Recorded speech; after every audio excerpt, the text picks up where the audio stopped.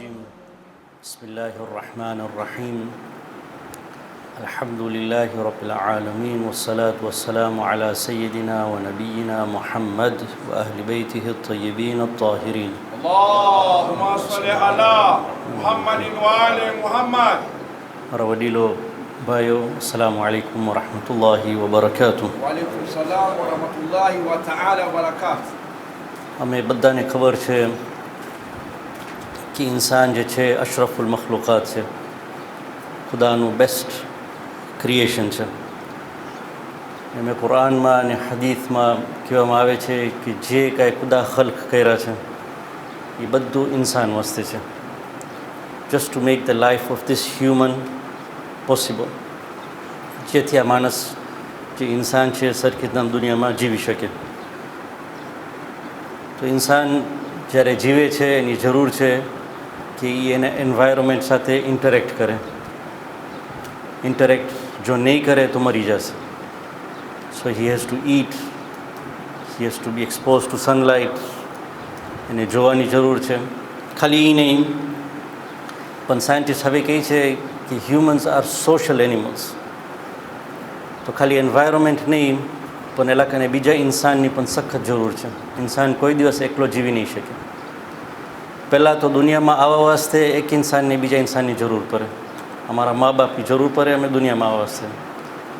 તો મા બાપ ને બચ્ચાની વચમાં રિશ્તો, પછી ભાઈ બહેનોની વચમાં રિશ્તો, પછી ટીચર ને સ્ટુડન્ટની વચમાં રિશ્તો. વેપાર કરતા હોય તો માલિક જે વેપારી હોય એના ગ્રાહક સાથે રિશ્તો ખપે.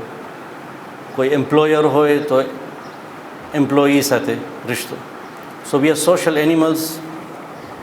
તો રિલેશનશિપની સખત જરૂર છે.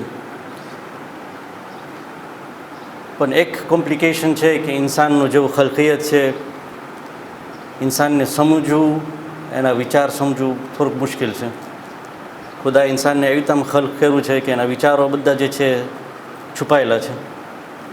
તો જ્યારે રિલેશનશિપ આવે છે, ઘણી વખત કોમ્પ્લિકેશન્સ જે હોય છે રિલેશનશિપમાં, પ્રોબ્લેમ હોય છે કે we fail to understand each other, કારણ કે વિચારો જે છે એ છુપાયેલા છે.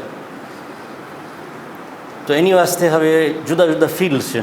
તો સાયકોલોજીસ્ટ છે, સોશિયોલોજીસ્ટ છે, સાયકાઇટ્રિસ્ટ છે, જે લોકો બેસીને ઇન્ટેન્સ રિસર્ચ કરે છે કે શું અમે આ ઇન્સાનના જે વિચારો છે અમે ઓન કોડ કરી શકીએ, શું કાંઈ એવો રસ્તો છે કે ઇન્સાનના વિચારોને અમે એક્સપોઝ કરી શકીએ જેથી ઇન્સાન એકબીજા સાથે સરખી રીતે જીવી શકે. So they get to understand better. પછી રિસર્ચ પ્રેઝન્ટ કરશે. લાકા હમણાં કેટલી કિતાબો લખાઈ છે. How to read a person like a book કિતાબનું નામ છે. How to read a person like a book. તો જાત જાતના ટિપ્સ આપશે કે તમે એક રિશ્તામાં હો, તમારી ઘરવાળીના તમે ઇમોશન્સ કેવી તમે સમજી શકો, ઘરવાળી ધણીના ઇમોશન્સ કેવી તમે સમજી શકે, બચ્ચાઓ સાથે તમારા બચ્ચાઓના ઇમોશન્સ તમે કેવી તમે સમજી શકો. તો આ જે રિસર્ચ છે બહુ જ ઇન્ટરેસ્ટિંગ રિસર્ચ છે.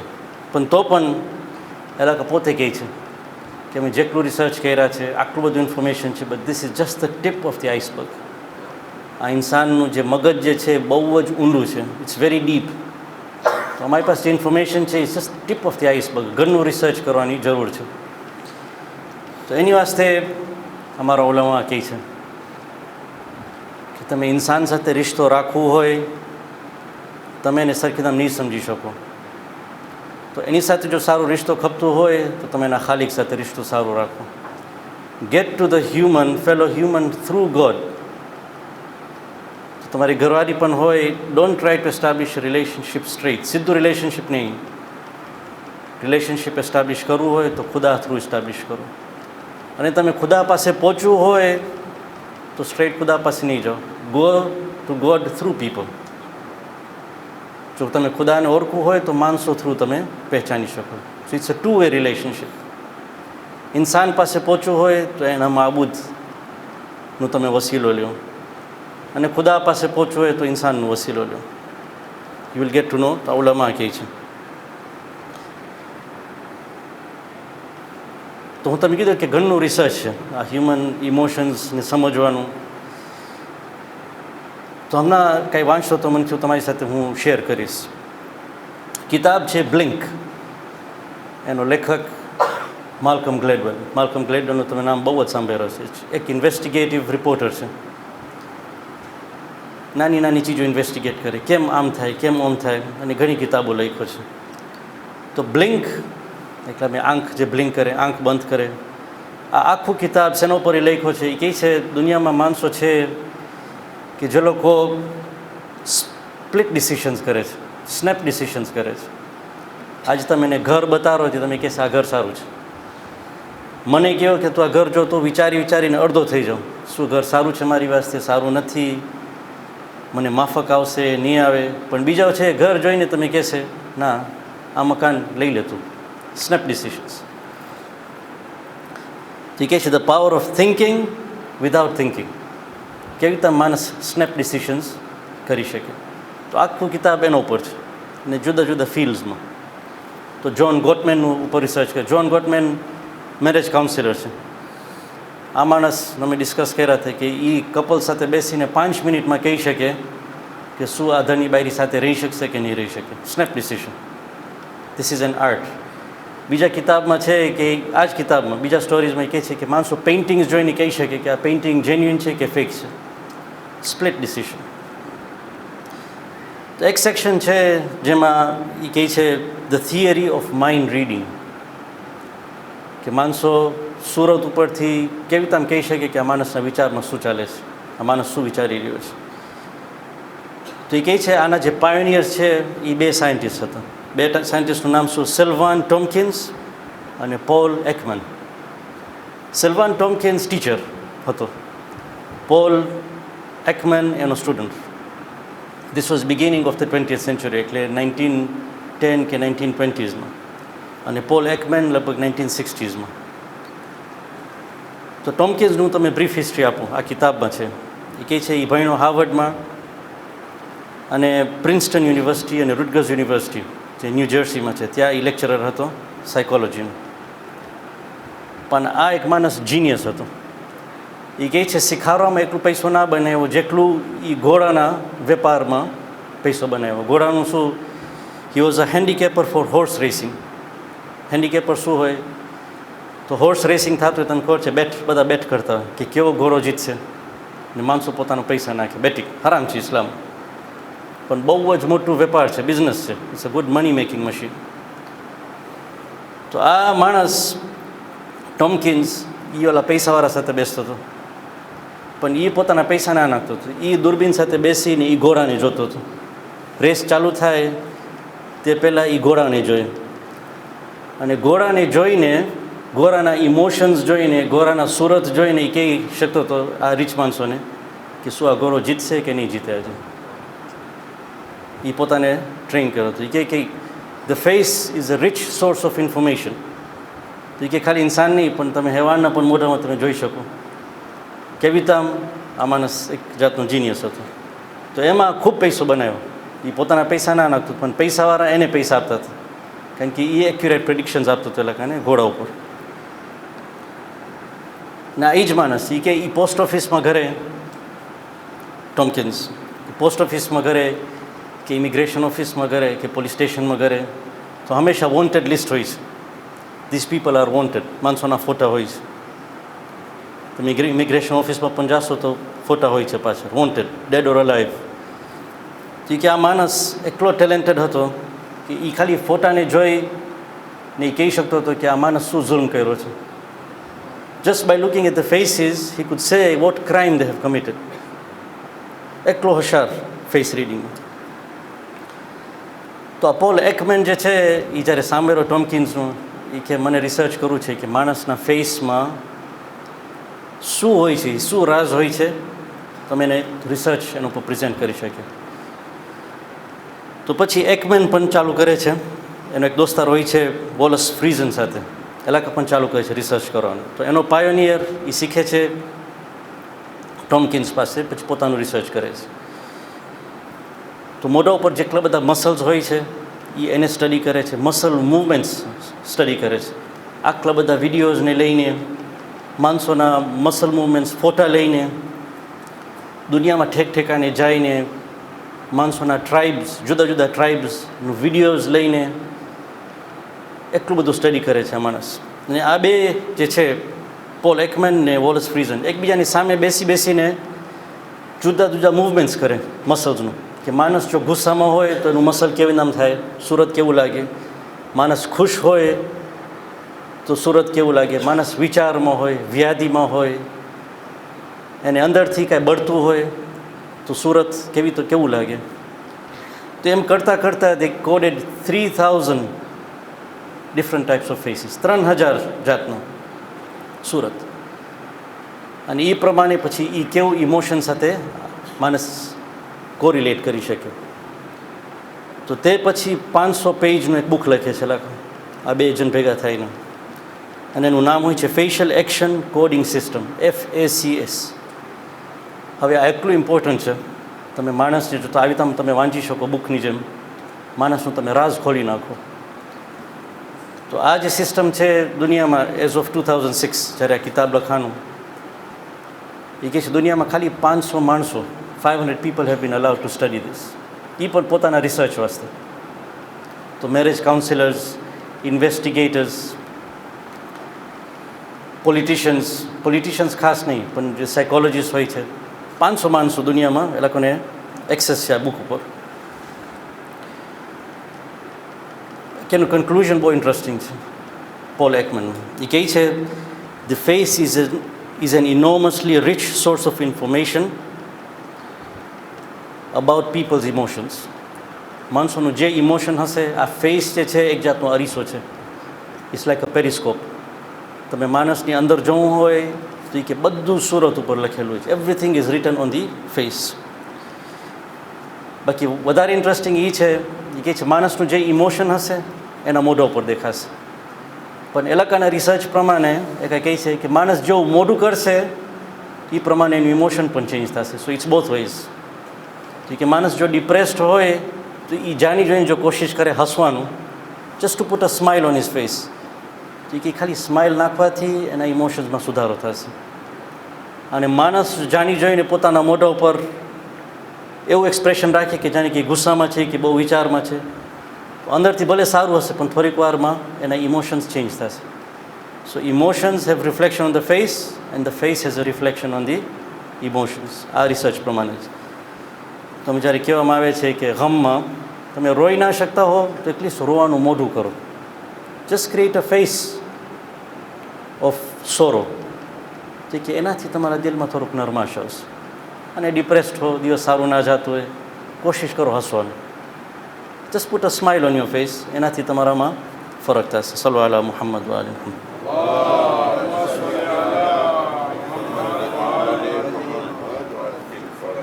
તો હવે શું આ જાણવાની જરૂર છે? Is it important for us? બેશક. અમારા કોમ્યુનિકેશનમાં જ્યારે આપણે માણસો સાથે કોમ્યુનિકેટ કરતા હોય, ફેશિયલ એક્સપ્રેશન્સ ઉપર ભાર આપવું બહુ જ જરૂરી છે. બીજા બેઝિક ફેશિયલ એક્સપ્રેશન્સ છે જે બધા પહેચાની શકે, ખુશી, વ્યાધિ. અમારા કરતાં વધારે બચ્ચાઓ, નાના બચ્ચાઓ જે છે પોતાના મા બાપના મોઢા જોઈને કહી શકે કે મા બાપ ઉપર શું વીતે છે એમને, what are they going through. નાના બચ્ચા હાથમાં, you can not fool a child. જો એ મા બાપનું મોઢું જોઈ શકે, હી કેન સેન્સ કે આ મા બાપના મગજમાં શું ચાલે છે. તો ખાસ ધની બાયરીના રિશ્તામાં બીજા ઇન્સાન સાથે જ્યારે વાત કરતા હોય, તમે એકાનું મોઢું જો, એકાનું સુરત જોઈને તમે વાત કરો. પણ મોબાઈલ ફોન્સ આવવા પછી હવે માણસો કોમ્યુનિકેટ કરે છે વોટ્સઅપ ચેટમાં, તો એ કહે છે આ ફેશિયલ એક્સપ્રેશનનું જે છે એ ખોવાઈ ગયું છે. So people don't care. માણસ 100 માઇલ દૂર બેઠો હોય, તમે એની સાથે વાત કરો, જેવું તેવું લખો, તમે ખબર નહીં પડે એની હાલત શું છે. તો કે it is killing the art of communication. તો કે જ્યારે પણ કાંઈ સિરિયસ ટોક હોય, હંમેશા કોશિશ કરો તમે આમને સામે બેસો, ફોનમાં પણ નહીં. Sit across each other. ધની બાયરી હોય, મા બાપને બચ્ચા હોય, facial expression is very important. બીજું કે હવે આ ઇન્ફોર્મેશન જે છે હવે આવી ગયું છે, સો વી આર વનરેબલ. અમે ખતરામાં છે. હવે અમારો અંદરનું જે રાજ હોય એ બારે દેખાઈ જશે. તો આજે એરપોર્ટ્સમાં તમે જોશો ટિન્ટેડ ગ્લાસ પાછળ માણસો બેઠા હોય છે, they just looking at passengers. પેસેન્જર્સના ફેશિયલ એક્સપ્રેશન જોતા હોય છે, યા ડાયરેક્ટલી યા કેમેરામાં, અને એના ઉપરથી એક કહી શકીએ કે આ માણસમાં કાંઈ પ્રોબ્લેમ છે. આ જ FACSનું જોઈને એક કહી શકીએ કે આ માણસ લાગે છે ડ્રગ્સ ઉપાયેલો છે, ધીસ મેન લુક્સ ફિશી.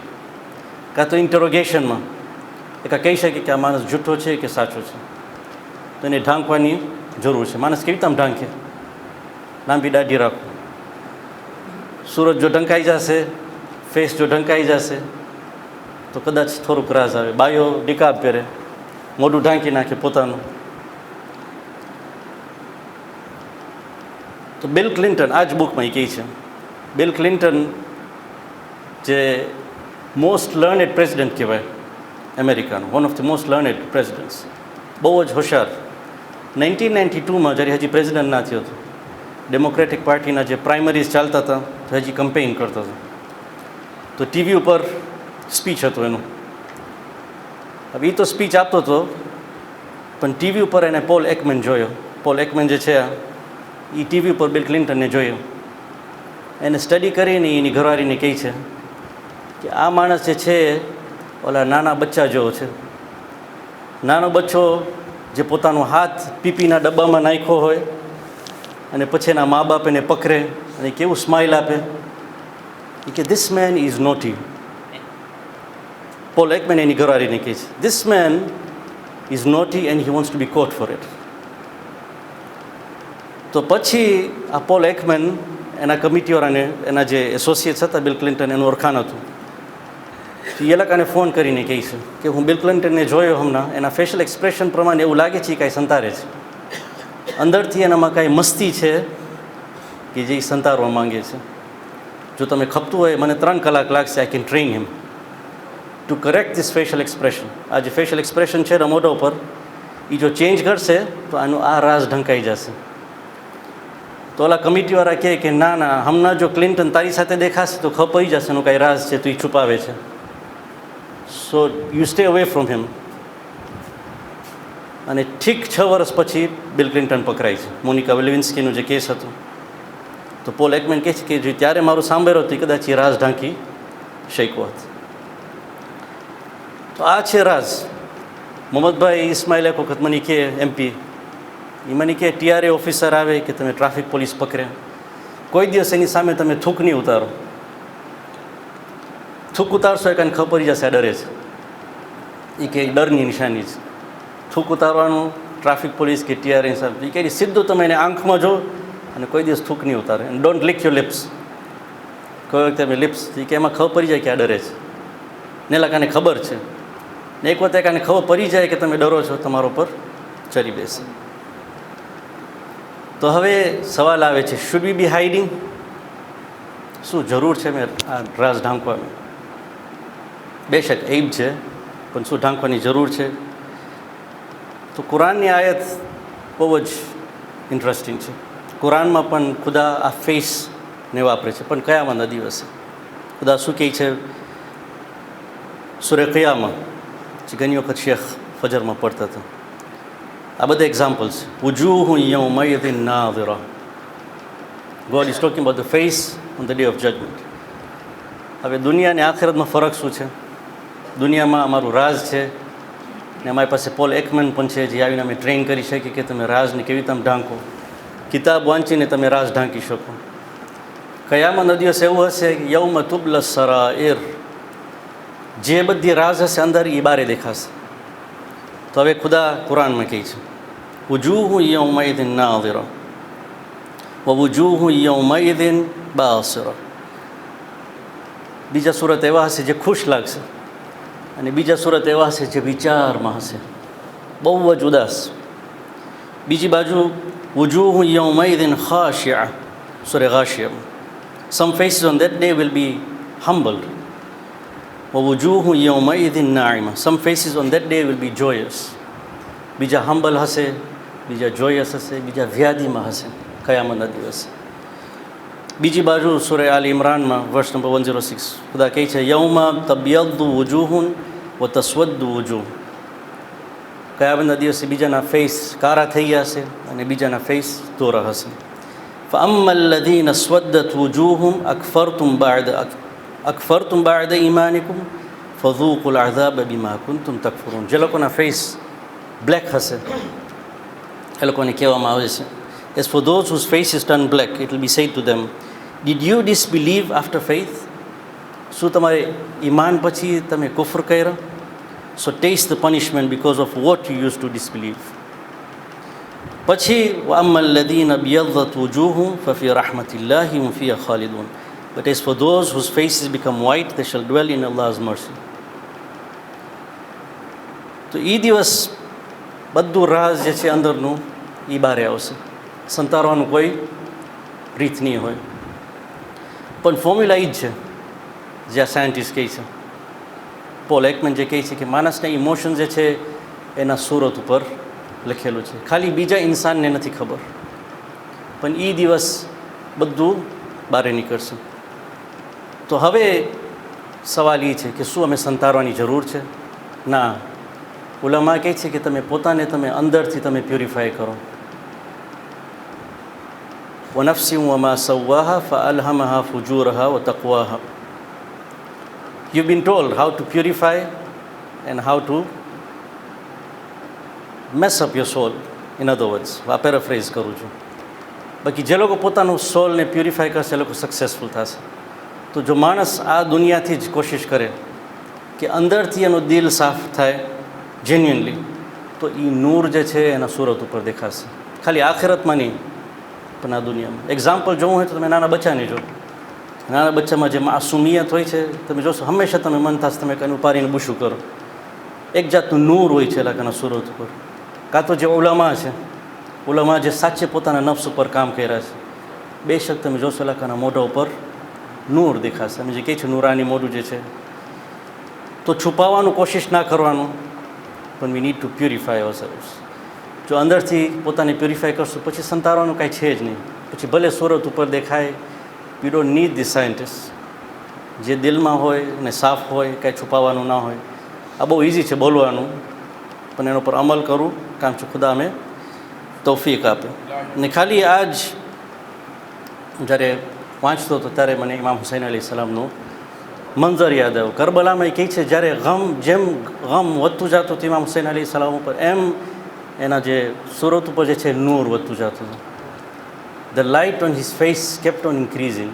કેમ? કારણ કે ઇમામ હુસૈન અલી સલામ એવા લેવલમાં પહોંચ્યા હતા જ્યાં અંદર કાંઈ હતું જ નહીં. there was no vice. ઉલટાનું જે ગમ આવતું હતું એનાથી અંદરનું નૂર એનું વધતું હતું અને એ તેના સુરત ઉપર દેખાતું હતું. અમારી પાસે રોલ મોડલ્સ છે, કુરાનિક એડવાઇસ છે અને અખલાકી ટીચિંગ્સ છે. એના ઉપર અમે અમલ કરવાની જરૂર છે. જો કરશું તો ઇન્શાઅલ્લાહ અમારામાં ઇનર પ્યુરિફિકેશન આવશે. ઇનર પ્યુરિફિકેશન આવશે તો એ અમારા સુરત ઉપર દેખાશે. અને સુરત ઉપર દેખાશે તો ઇન્શાઅલ્લાહ રિલેશનશિપ અમારા વચમાં ઇન્શાઅલ્લાહ સારું થશે. સુબ્હાન રબ્બિકા રબ્બિલ ઇઝ્ઝતિ અમ્મા યસિફૂન વસ્સલામુન અલલ મુરસલીન વલ્હમ્દુલિલ્લાહિ રબ્બિલ આલમીન.